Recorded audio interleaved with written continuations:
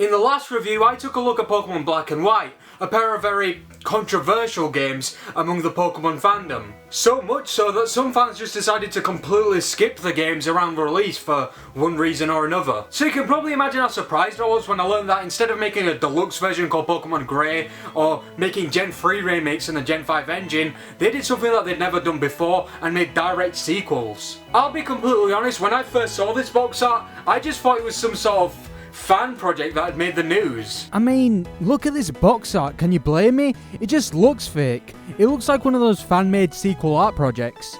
Oh my god, guys, look! I just made this cool box art for a Billy Hatcher sequel. It's called Billy Hatcher 2, Revenge of the Corvids. But as we all know, these are very real entries in the franchise, and this is my first time playing them for real. I tried to play Black 2 at some point last year, I believe, but I got to around the 5th gym and ended up dropping the game and never picking it back up, and I have no idea why. But I'm finally giving this game a chance after so many years of it eluding me, so let's get into its story and see if it fills its predecessor's shoes. The game opens with a beautiful cinematic shot of your hometown of Aspertia City. You talk to your mum as is tradition with the Pokemon games, and I told Professor Juniper wants to give you a Pokemon. She lets you know that a girl called Bianca is going to be delivering the Pokemon. Yep, the very same Bianca from the last game. Upon exiting the house, you meet up with your friend Hugh, who also wants a Pokemon, and together you find Bianca and pick out your starters. I'm gonna get this out of the way first and foremost. I am not a big fan of Hugh. I didn't like him my first time around trying to beat the game, and I don't like him now. His character does get developed later on in the game, but for most of the game,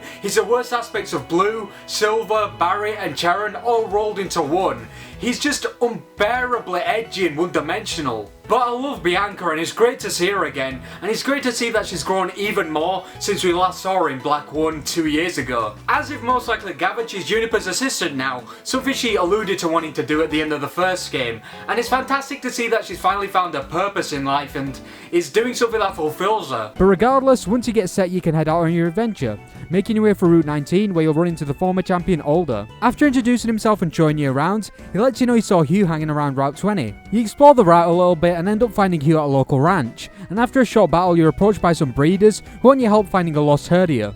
For some reason their relatively relaxed demeanour annoys Hugh considering their predicament, and he darts off to find the lost Pokemon as you follow closely behind.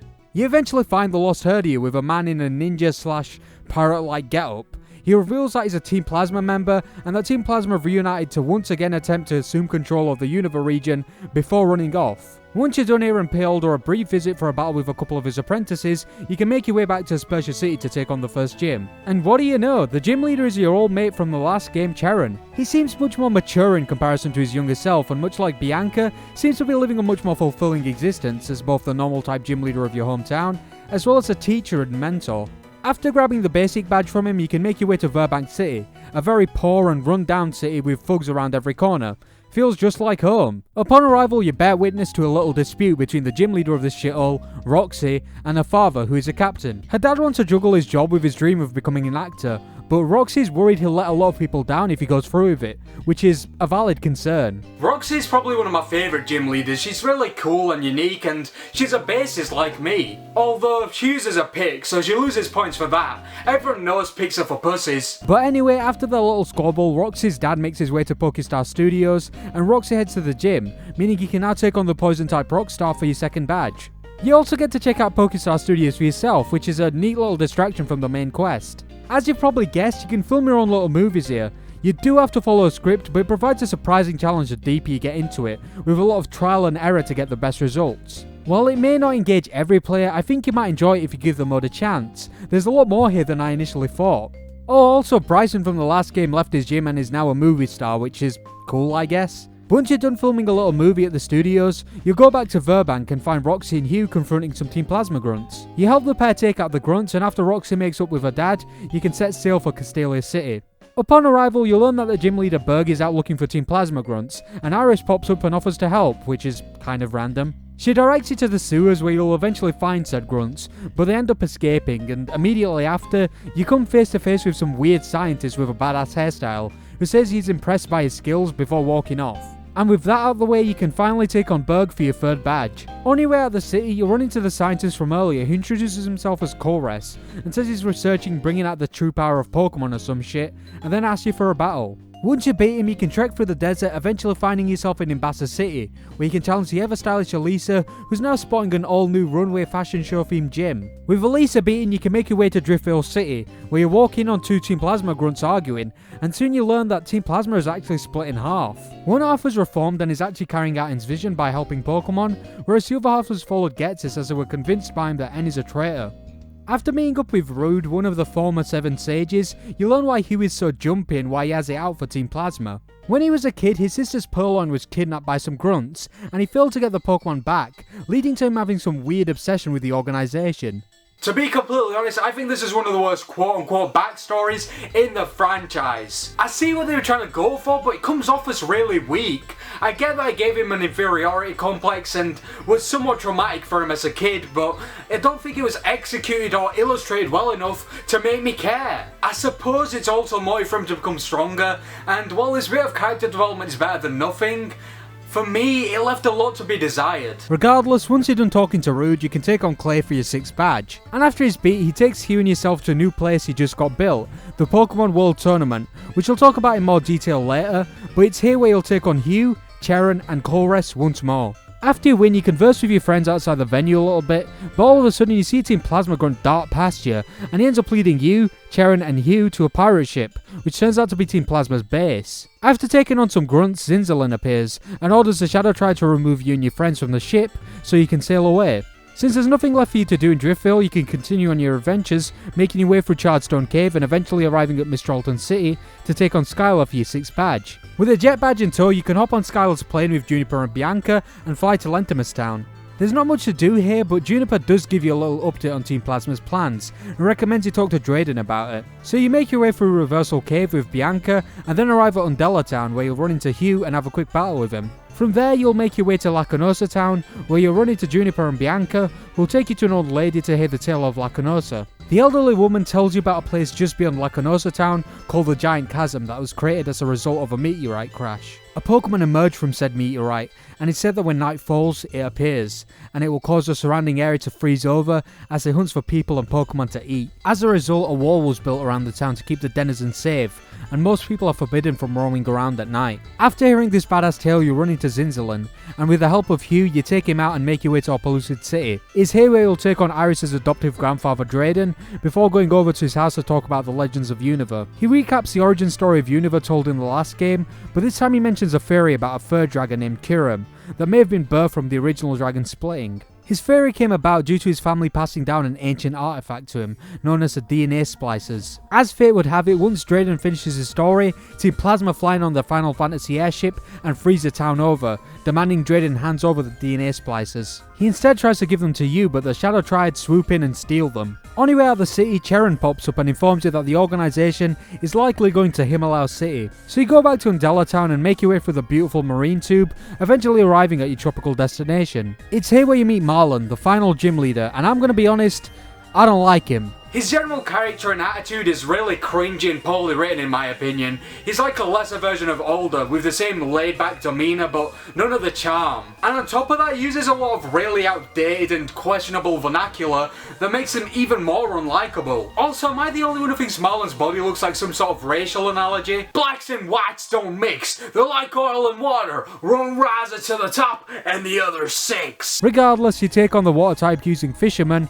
Wow, what an original concept, for your 8th and final badge. After this, there's not much to do other than find Team Plasma, and after making your way through Seaside Cave, you come across a ship, and after exploring it a little, you learn that they've been holding Kiram captive and using its ice powers to freeze parts of Unova. Then Hugh appears and you both take on Zinzalin and a grunt in a double battle, after which Hugh demands to know where his sister's Pokemon is, revealing his dead grandpa was the one who gave her it. Zinzalin doesn't care and has the Shadow Triad escort you off once again, before flying the frigate off to the Giant Chasm. Upon arrival, you witness a standoff between the ex-Team Plasma members and the new Neo Team Plasma. Rude is attempting to talk some sense into his former comrades, but they're not buying it, so him and his companions take on the grunts to help you pass and get to the frigate. Once on the boat, you take on Zinzalin once again, as well as Colress, who, surprise surprise, was a part of Team Plasma all along. Although he's not inherently evil, The only reason he wanted to help Team Plasma was that he believed that their methods would help him get closer to realizing the true potential of Pokemon. But once defeated, he realizes that perhaps your approach of actually building a bond with your Pokemon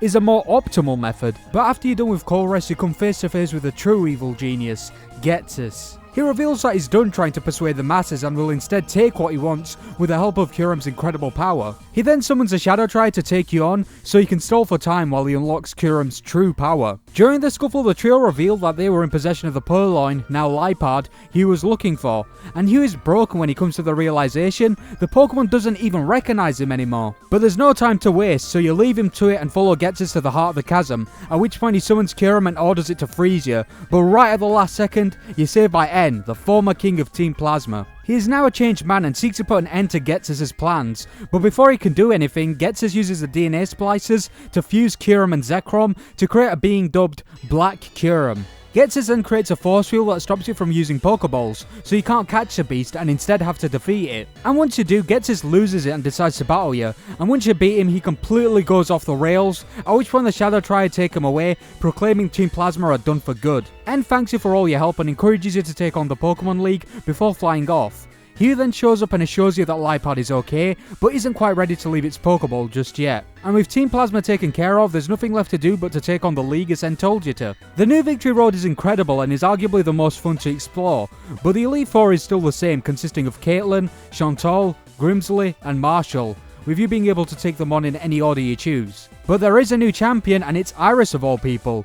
I would have preferred it to be either Hilbert or Hilda, but she's not the worst champion in the world, and is packing a decent team, so I can't complain. Once you finally defeat a Dragon-type team, she inducts into the Hall of Fame as the credits roll. As you probably gathered from the rundown, the story of the sequel isn't as intense or present as its predecessors. The game somewhat feels like more of the same, which I imagine was quite disappointing for fans of Black and White's more ambitious direction. Although this game does seem to find some kind of middle ground between the more RPG-like aspects of the original duology and the more lenient Pokemon stylings of old. The story is very backloaded, much like with Gens 1 through 4. Team Plasma don't really do anything major until after the 7th gym. In a sense, this game is a Gen 2 to Black's Gen 1. It's more of a relaxed, less plot-heavy experience, and I'll be honest, that wasn't too bad a thing in my eyes. I was initially a little let down, but there were some merits to the more lax direction. The player is allowed to breathe a little more between major plot points in comparison to Black 1 where you get stopped at every turn. I think the Gen 1 versus Gen 2 comparison is perfect because, like in Gen 2, you get to see the effect the events of the last game had on the region, but it's a lot more realised here. Much like Team Rocket, Team Plasma are a shell of their former selves, except Team Plasma are going down swinging. They're less pathetic in trying to pick up the pieces and are more unhinged and desperate, which is a dangerous combination that somewhat maintains their reputation as a threat while showing that they're not exactly what they used to be. Them being a threat is also maintained by the fact that footprints are all over the region, from dialogue to entire locations being closed off because of the damage they did. There's really no denying the impact Team Plasma had. And on top of that, we have all of the returning faces that really help illustrate the progression of time, which brings me to the themes of this game. The theme of this game is centered a little less around truth and ideals like the last game, and is instead centered around life in general. The characters found in Unova are some of the most lifelike in the entire series, and Game Freak used that to their advantage by using these characters as vehicles to tell stories about different aspects of life. Almost all the characters you meet are at a different point in life. Charon and Bianca from the last game now have jobs and seem somewhat content with where they are in life, as they're only just beginning their journey into adulthood. The former champion Alder is retired and has found peace as he realises he's inching closer and closer to the end of his life. Roxy's dad is having a midlife crisis and realises he wants to pursue a career in film. Even Hugh has a similar arc within the span of the game. While I strongly dislike him, I think he does portray that edgy, it's me against the world teenage angst really well, and while he doesn't grow as much as other rivals by the end of the game, he does seem to be leaving that mentality behind. But that's not to say that beliefs and different perspectives aren't represented in the game, because they definitely are. The most obvious example I can think of is Team Plasma. Throughout the game you're accompanied by Hugh, who believes Team Plasma are purely evil and seeks justice against them. On the other side of that coin you have the new Team Plasma members who believe everything they're doing and have done in the past is just and is for the greater good. But then you have the grey areas of the situation represented too, ex-Team Plasma members who understand where their old allies are coming from, but have denounced their old ways and have chosen a different road. Marlon, who's completely apathetic towards Team Plasma, not swaying one way or the other, till Hugh paints a picture of what kind of people Team Plasma are. And of course, N, who can see his father suffering, which is a result of his delusions of grandeur and lofty ambitions, and can also understand the perspective of Zinzalin and the Grunts, who are still hanging on to Getsus' words, as he did for years. Well, I will concede the writing of Black 2 is nowhere near as strong as its predecessor. When it does attempt storytelling, it does it fairly well. But that's just it, the writing isn't as strong. Things aren't as neatly tied up and intricately placed as in Black and White. Things just seem to happen a lot of the time, like the Swords of Justice just hanging around on random routes, waiting to be caught, and Marlon helping you board Team Plasma's ship. And yes, I do understand that there are in-game explanations for these things, but they still feel somewhat out of place. And I don't know what it is, but a lot of the main plot doesn't flow as well as the originals. Now this could be due to when the game was released, with it being one of the very last DS games, as well as the 3DS already being out in the West at this point, meaning they probably couldn't polish it as much as they wanted to. But that still doesn't excuse the occasionally sloppy storytelling,